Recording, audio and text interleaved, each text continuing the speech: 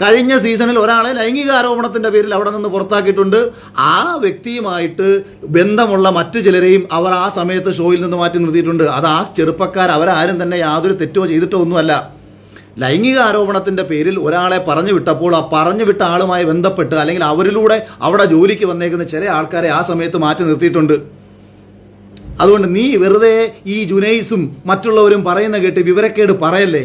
ഞാൻ ആരോപണം ഉന്നയിച്ച വ്യക്തിയും ജുനൈസും തമ്മിൽ ഒരു ഫ്ലാറ്റ് അപ്പാർട്ട്മെന്റിൽ ബിഗ് ബോസിൽ വരുന്നതിന് മുന്നേ താമസിക്കുന്ന ആളാണോ? നീ പറ, ആണോ അല്ലയോ? ആണോ? ആണ്. ഞാൻ ആർക്കെതിരെയാണോ ആരോപണം ഉന്നയിച്ചത് അയാളും ജുനൈസും ഒരു ഫ്ലാറ്റ് അപ്പാർട്ട്മെന്റിൽ താമസിക്കുന്ന ആളായിരുന്നു. അവർ തമ്മിൽ നല്ല ആത്മബന്ധം ഉണ്ടായിരുന്നു. ബിഗ് ബോസ് ഹൗസ് കഴിഞ്ഞതിന് ശേഷം നീയും ജുനൈസും തമ്മിൽ ഒരുമിച്ച് ആണ് എന്നുള്ള കാര്യം ആർക്കാണ് അറിഞ്ഞുകൂടാത്തത്? അപ്പം ജുനൈസിന് പറയാൻ പറ്റത്തില്ല. കാര്യം ജുനൈസിന്